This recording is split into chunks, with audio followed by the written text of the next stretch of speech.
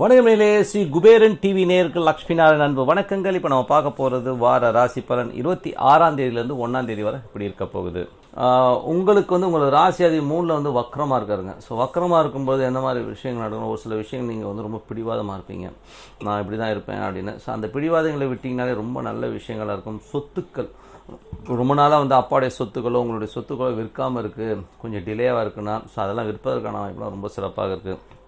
2ல் சனி வக்கரம். ஸோ 2ல் சனி வக்கரம்னாலே குடும்பத்தில் ஒரு சில விஷயங்கள் ரொம்ப பிடிவாதமாக இருப்பீங்க. ஸோ அந்த பிடிவாதங்கள்லாம் கொஞ்சம் சில பேர்லாம் இருப்பாங்க, வீட்டில் வயசானவங்க இவங்களாம் சின்ன சின்ன பிடிவாதம், அதெல்லாம் கொஞ்சம் சகித்து கொஞ்சம் காம்ப்ரமைஸாக போனீங்கன்னா எல்லாமே சிறப்பாக இருக்குங்க. ஸோ 3ல் குரு வக்கரமும் இளைய சகோதரம் உங்களுக்கு நிறைய கிளாஷஸ் வரும். ஒரு சில விஷயங்களில் கொஞ்சம் 2 பேருமே உங்களுடைய ஈகோ கொஞ்சம் நிற்கும். ஸோ அதெல்லாம் கொஞ்சம் பார்த்து கரெக்ட் பண்ணிங்கன்னா எல்லாமே சிறப்பாக இருக்கும்.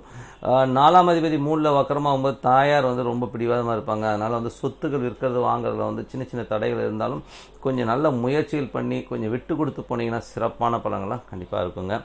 5ல் உள்ள செவ்வாய் 5ல் உள்ள செவ்வாய் 9ல் இருக்கிறது பார்த்திங்கன்னா அதுவும் சுக்கிரனோட ரொம்ப சிறப்புங்க. நல்ல ஒரு சந்தோஷங்கள், குதூகலங்கள், குழந்தைகள் வெளிநாடு சென்று படிக்கிறதுக்கான வாய்ப்புகள்லாம் நல்லா இருக்குது. ஸோ அதுக்கான முயற்சிகள்லாம் எடுத்தாங்கன்னா ரொம்ப நல்லாவே இருக்குங்க. 6ஆம் அதிபதியில் 6ல் ராகு. ஸோ 6ல் ராகு வெளிநாட்டில் வேலை செய்பவர்கள்லாம் நல்ல விஷயங்கள்லாம் இருக்கும். பட் இருந்தாலும் கொஞ்சம் ஸ்ட்ரெஸ்ஸாக இருக்கும். ஏன்னா 8ஆம் அதிபதியோட சாரத்தில் செப்டம்பர் வர போகும்போது கொஞ்சம் வேலையில் டே டு டே லைஃப்பில் கொஞ்சம் சின்ன சின்ன ஸ்ட்ரெஸ்ஸஸ் இருக்கும். கொடுக்கல் வாங்கல் இந்த மாதிரி விஷயங்கள் எல்லாம் கொஞ்சம் பர்ஃபெக்டாக இருந்துக்குங்க. ஸோ மற்றபடி எல்லாமே சிறப்பு தான். லோக்கலில் வேலை பார்க்குறவங்களுக்குலாம் கொஞ்சம் டே டு டே லைஃப்பில் அந்த ஒரு ஸ்ட்ரெஸ்ஸஸ் எல்லாம் வந்து போய் தான் இருக்கும். ஸோ அதை மாத்திரம் இது ஆல் இந்த கேம் நம்ம இந்த செப்டம்பர் வரை நமக்கு இந்த ஸ்ட்ரெஸ்ஸெல்லாம் இருக்குங்கிறத மைண்டில் வச்சுட்டு அதுக்கப்புறம் எல்லாமே சரியாயிடும்.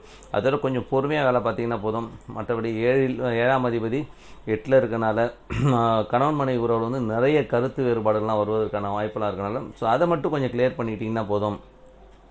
கூடவே 9ஆம் அதிபதி இருக்கும்போது மாமனார் மற்றும் அப்பா சம்மந்தமான விஷயங்களும் கொஞ்சம் கவனமாக இருங்க. ஸோ அவங்கக்கிட்ட ஏதாச்சும் பேசும்போது கொஞ்சம் ஏடாவடமாக பேசுறதுக்கான வாய்ப்பெலாம் இருந்தால் அதெல்லாம் கொஞ்சம் கவனமாக பார்த்துக்கிறது ரொம்ப ரொம்ப நல்லதுங்க. 9ஆம் அதிபதி 8ல் இருக்குது. ஸோ அதனால் வெளிநாட்டில் இருக்கவங்க கொஞ்சம் சில நேரங்களில் தோணும், நான் தான் வருமானம் வந்தாலும் நம்ம உள்ளூர் போயிடலாமா, நம்ம ஊருக்கே போயிடலாமா எண்ணங்கள்லாம் வரும். பட் வந்துடாதீங்க. கொஞ்சம் இதெல்லாம் ஒரு சின்ன ஒரு காலகட்டங்கள் தான், எல்லாம் மாதகரங்கள் தான், ஒன்றும் பெரிய ப்ராப்ளம் வராது. ஸோ அதனால் உங்களுக்கு முயற்சிகளை தொடுங்கள், நல்ல ஒரு பெரிய வாய்ப்புகள்லாம் கண்டிப்பாக இருக்குது. இன்னொரு விஷயம் என்னென்னா, நல்ல சொத்துக்களை ரொம்ப நாள் லிட்டிகேஷனில் நிற்கிற சொத்துக்கள்லாம் கிளியர் ஆகி அதெல்லாம் நல்ல லாபங்கள் கிடைக்கிற வாய்ப்புகளும் ரொம்ப சிறப்பாக இருக்குங்க. தொழில் சம்மந்தமான விஷயங்கள் 10ஆம் அதிபதி உங்களுக்கு 8ல் இருக்கும்போது தொழிலில் ரொம்ப கவனமாக இருக்கணுங்க. யாராச்சும் பேராசைப்பட்டு நான் அது பண்ணலாம் இது பண்ணலாம் சொல்லி கவுத்துட்ருவாங்க. ஸோ அந்த மாதிரி விஷயங்களை ரொம்ப கவனமாக இருந்துக்கிறது ரொம்ப ரொம்ப நல்லது.